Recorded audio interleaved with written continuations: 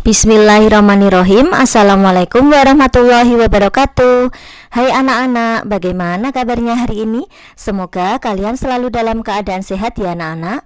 Hari ini kita akan belajar tentang IPAS bab 3, Pelesir Keliling Dunia. Topik C, pemanfaatan kondisi geografis demi optimalisasi potensi. Sebelum lanjut, jangan lupa ya untuk selalu klik like, subscribe, dan nyalakan lonceng notifikasinya supaya terus update video pembelajaran dari Bu Guru. Anak-anak, untuk menyaksikan video pembelajaran yang lebih lengkap, anak-anak bisa melihatnya yang ada di bawah deskripsi Bu Guru ini. Nanti ada link yang warna biru, nanti anak-anak bisa klik dan menontonnya ya. Nah anak-anak, tujuan pembelajaran topik C ini nanti anak-anak bisa menyebutkan perbedaan antara negara maju dengan Indonesia. Kemudian anak-anak juga bisa menganalisis hal apa yang dapat negara manfaatkan dari kondisi geografis yang dimiliki. Lalu anak-anak dapat mengevaluasi pemanfaatan kondisi geografis di wilayahnya dan Indonesia secara lebih luas. Lalu anak-anak juga dapat merancang peran yang dapat dilakukan untuk kemajuan Indonesia. Nah, pertanyaan esensial yang pertama, bagaimana cara memanfaatkan kondisi geografis yang dimiliki?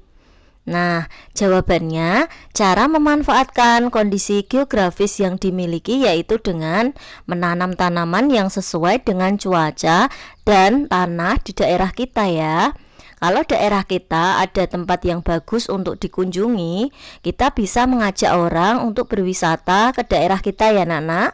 Kalau di sekitar kita banyak hutan, kita bisa memanfaatkan kayunya untuk membuat barang dan lain-lain ya. Pertanyaan yang kedua, bagaimana negara-negara maju mengoptimalkan kondisi geografisnya? Jawabannya, negara maju mengoptimalkan kondisi geografisnya dengan cara meningkatkan kualitas sumber daya manusia atau SDM. Pertanyaan yang ketiga, sejauh mana Indonesia telah memanfaatkan potensi geografisnya? Jawabannya, Indonesia sudah banyak memanfaatkan potensi geografisnya. Misalnya, menjadikan mineral logam seperti besi, tembaga, emas primer, bauksit, nikel, dan perak sebagai komoditas andalan. Indonesia memanfaatkan laut sebagai jalur perdagangan dunia. Indonesia juga memanfaatkan sumber daya alam untuk pertanian, perikanan, pariwisata, seperti itu ya. Nah, di sini ada percakapan, mari kita baca ya. Aku ingin sekali ke New Zealand karena katanya pertanian di sana berkualitas sekali. Aku ingin mempelajarinya. Kalau kamu, Dar? Aku ingin jalan-jalan ke beberapa negara di Eropa. Pasti menyenangkan kalau kita bisa belajar dari banyak negara. Setelah itu kita pulang dan membangun Indonesia. Nah anak-anak, banyak negara-negara yang berhasil mengolah sumber daya alamnya ya dengan baik. Kita tentu saja bisa belajar dari negara-negara tersebut untuk memajukan negara kita sendiri. Seperti apakah cerita dari negara-negara tersebut? Nah anak-anak, di sini ada peternak Selandia Baru versus Amerika Serikat. Selandia Baru atau New Zealand merupakan sebuah negara di benua Australia yang sangat terkenal dengan produk pertanian dan peternakannya. Saat ini, 95% hasil pertanian dan peternakan Selandia Baru diekspor untuk memenuhi kebutuhan dunia anak-anak.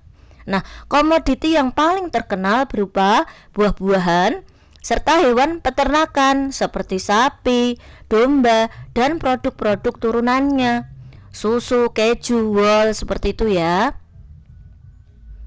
Nah, anak-anak, kosakata baru di sini komoditi. Komoditi itu adalah barang dagangan ya.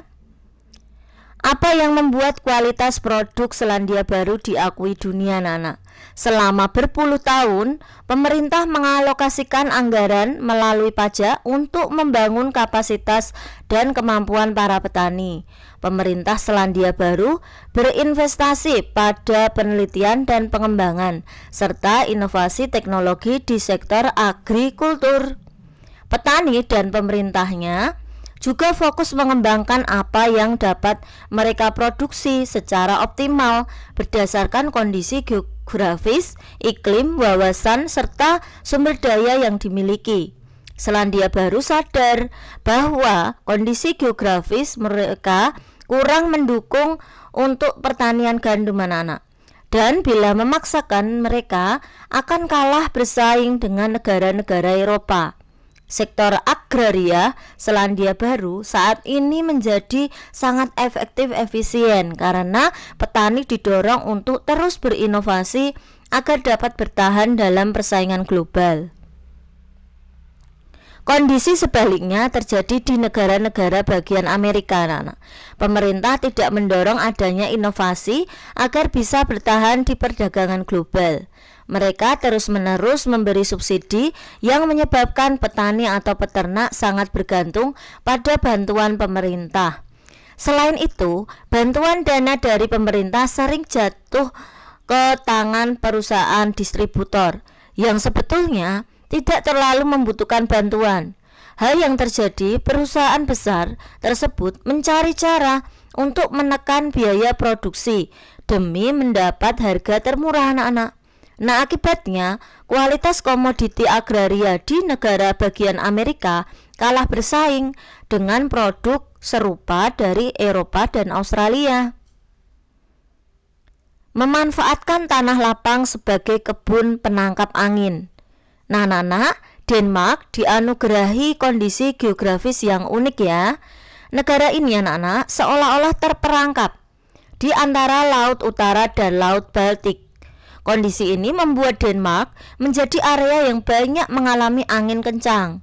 Namun, Denmark mampu memanfaatkan kondisi tersebut untuk membangun dan mengembangkan turbin angin sebagai sumber energi. Bahkan, pemerintah Denmark menargetkan di tahun 2050 sepenuhnya telah menggunakan sumber energi terbarukan. Saat ini anak-anak, lebih dari 45% kebutuhan energi di Denmark berasal dari pembangkit listrik tenaga angin. Nah, Denmark itu memanfaatkan area lepas pantai anak-anak dan beberapa wilayah terbuka di daratan ya untuk memasang ratusan turbin. Nah, selain Denmark, Cina merupakan negara yang juga memanfaatkan karakteristik kondisi geografisnya untuk mengembangkan turbin angin. Kecepatan angin sebagai sumber energi dipengaruhi oleh kondisi topografi suatu wilayah. Umumnya, wilayah yang dapat mengembangkan turbin angin berada di daerah pesisir atau dataran tinggi terbuka. Salah satu wilayah yang Cina gunakan untuk kebutuhan tersebut yaitu kebun angin Huiteng Hill. Sebenarnya, kondisi geografis Indonesia juga mendukung untuk pengembangan energi terbarukan ini anak-anak. Dan sejak 2020 lalu, pemerintah mulai aktif berdiskusi dengan beberapa negara termasuk Denmark dan Cina untuk membangun kawasan serupa di Indonesia. Tahu anak-anak, Singapura merupakan negara dengan luas wilayah sangat kecil di semenanjung Malaya. Namun, negara ini punya peran sangat penting bagi perdagangan dan keuangan internasional. Letak wilayah negara Singapura sangat strategis bagi jalur lintas laut perdagangan internasional dan lalu lintas penerbangan internasional. Sejak berdiri pada tahun 9 Agustus 1965, negara ini memiliki segudang permasalahan seperti pengangguran yang merajalela di seluruh negeri, resesi besar-besaran, tidak memiliki sumber daya alam yang melimpah, dan lain-lain. Tak hanya itu ya anak-anak, negara Singapura memiliki segudang kekurangan dari negara-negara tetangganya. Namun di bawah kepemimpinan Perdana Menteri Lee Kuan Yew dan Perdana Menteri selanjutnya, Singapura mampu bangkit menjadi negara maju dan pelopor industri pertama di wilayah Asia Tenggara. Pemerintah Singapura mengarahkan perekonomian negaranya kepada 4 tahap percepatan pembangunan yang singkat dan sistematis agar menjadi negara maju pertama di ASEAN. Masyarakat Singapura dituntut memiliki karakter kreatif, inovatif, mandiri, pekerja keras, dan menguasai teknologi mutakhir. Mungkin penanaman karakter ini yang membuat negara Singapura menjadi maju dalam berbagai aspek kehidupan.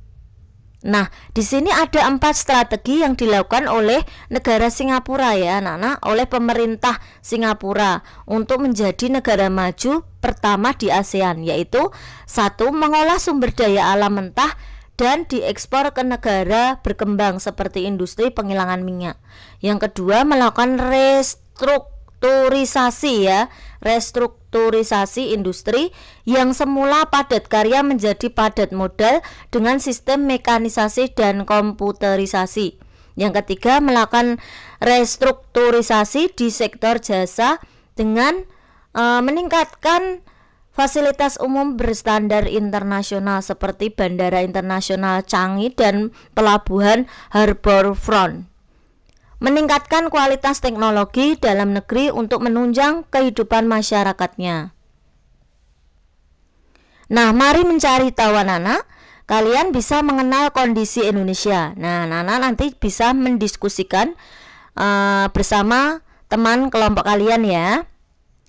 Nah, kemudian nanti ada kegiatan lakukan bersama, memproyeksikan daerah tempat tinggal dalam 20 tahun ke depan. Nanti anak-anak bisa melakukan bersama dengan guru dan teman sekelompok kalian ya anak-anak. Nah, di sini kalian bisa baca dan kalian pahami. Nah, anak-anak nanti di akhirnya nanti anak-anak ceritakan jawaban dari pertanyaan tadi ya dalam bentuk gambar seperti pada contoh berikut ini ya anak-anak. Nah, mari refleksikan. Kita jawab pertanyaan refleksi ini ya. Yang pertama, apa hal menarik yang kalian dapatkan dari topik ini?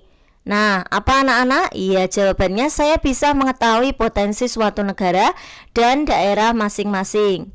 Apa saja kekayaan atau potensi yang dimiliki daerah kalian? Misalnya ya, di daerahku banyak pohon-pohon di hutan, banyak perkebunan jagung. 3. Menurut kalian, apa kontribusi yang bisa daerah kalian lakukan untuk Indonesia dari potensi geografis yang dimiliki? Karena daerahku dekat dengan hutan dan perkebunan jagung, kita bisa memanfaatkan kayu di hutan untuk membuat barang, jagung untuk dijual atau dimakan. Hutan memberikan kontribusi Indonesia agar udara tetap segar dan sebagai paru-paru dunia. 4. Apakah karakteristik kondisi geografis Indonesia sebagai negara kepulauan dan negara agraria memberikan keuntungan bagi perekonomian negara? Ya, tentu memberikan banyak keuntungan. Belajar dari negara lain, mana yang sebaiknya jadi fokus perbaikan Indonesia terlebih dahulu, SDA, SDM, infrastruktur, inovasi, atau hal lain? Mengapa? Nah, fokus perbaikan Indonesia adalah dengan pembangunan sumber daya manusia yang terkonsolidasi dengan baik, didukung anggaran yang tepat sasaran sehingga terjadi peningkatan produktivitas tenaga kerja melalui peta jalan yang jelas, terukur, dan hasilnya dapat dinikmati oleh masyarakat. Bila 30 tahun lagi kalian menjadi salah satu menteri di pemerintahan Indonesia, hal apa yang ingin kalian lakukan untuk mengoptimalkan kondisi geografis kita? Dengan memanfaatkan sumber daya alam dengan baik dan meningkatkan sumber daya manusia yang berkualitas. Nah, mari belajar lebih lanjut cara Jepang bersahabat dengan gempa bumi. Indonesia dan Jepang sama-sama terletak di daerah merah. Keduanya terdiri di zona cincin api Pasifik yang tak lain merupakan lokasi dari 90% gempa di dunia.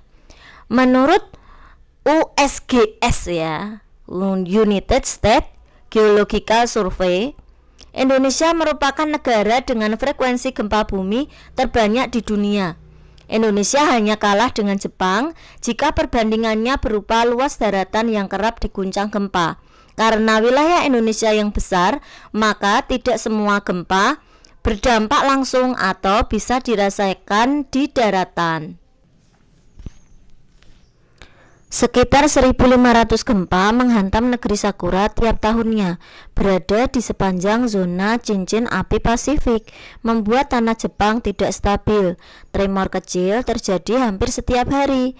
Salah satu gempa bumi terburuk yang dialami Jepang pada abad ke-20 terjadi pada 17 Januari 1995. Gempa bumi berkekuatan 6,9 skala Richter mengguncang Kobe selama 20 detik. Sekitar 4.600 dari 6.434 korban jiwa berasal dari Kobe. Menyadari dampak besar dari gempa bumi, Jepang segera melakukan evaluasi besar-besaran. Para peneliti mengungkap bahwa gempa besar pada 1995 disebabkan pergerakan lempeng bumi. Untuk urusan ini, sulit rasanya membayangkan ada sebuah teknologi yang mampu menghentikan aktivitas lempeng bumi yang terus aktif bergerak. Sadar betul akan risiko dari karakteristik wilayahnya, Jepang melakukan banyak inovasi dalam hal mitigasi bencana. Beberapa wilayah pesisir Jepang dilengkapi tempat perlindungan tsunami, sementara beberapa lainnya membangun pintu air untuk mengontrol aliran air dari tsunami. Dilansir dari The Telegraph, generasi anak-anak Jepang pasca gempa Kobe 1995 juga akrab dengan latihan mitigasi bencana gempa bumi. Ketika alarm peringatan berbunyi, anak-anak di sekolah mulai mencari tempat berlindung di kolong meja guna melindungi diri dari reruntuhan barang dan material bangunan. Latihan itu dilakukan setiap bulan. Ada pula aturan yang mewajibkan sekolah dengan 2 lantai atau lebih dilengkapi jalur evakuasi yang dapat dipakai anak-anak untuk menuju ke tempat aman. Sekolah juga bisa menjadi penampungan dadakan ketika rumah para siswa rusak akibat gempa. Program mitigasi gempa bumi di Jepang ini membuahkan ketenangan luar biasa di kalangan anak-anak hingga orang dewasa. Tiap kali bumi mulai bergetar. Dalam pendidikan mitigasi bencana, nilai saling tolong-menolong pun diajarkan. Anak-anak diprioritaskan selama proses evakuasi sehingga mereka bisa mentransfer pengetahuan kepada orang-orang di sekitarnya jika bencana kembali terjadi kelak. Akhirnya anak-anak, kebiasaan ini menular dan berhasil menyelamatkan banyak nyawa. Jepang juga sangat memerhatikan soal struktur bangunan, seperti inovasi pada struktur beton bertulang yang mampu menahan gempa meski tidak mengurangi risiko getaran. Inovasi ini memanfaatkan minyak, karet, dan zat lain yang tertanam di antara struktur bangunan dan tanah. Bantalan yang tercipta dari struktur yang dipakai oleh 7.600 konstruksi di Jepang ini menjadikan bangunan tahan gempa. Nah, Jepang banyak belajar dari gempa di Kobe tahun 1995 silam, dan hasil belajar itu kini mampu menyelamatkan ribuan nyawa ketika gempa terjadi. Nah, kosakata baru di sini mitigasi. Mitigasi itu adalah upaya pencegahan ya, Nana. Cara negara memanfaatkan kondisi alamnya.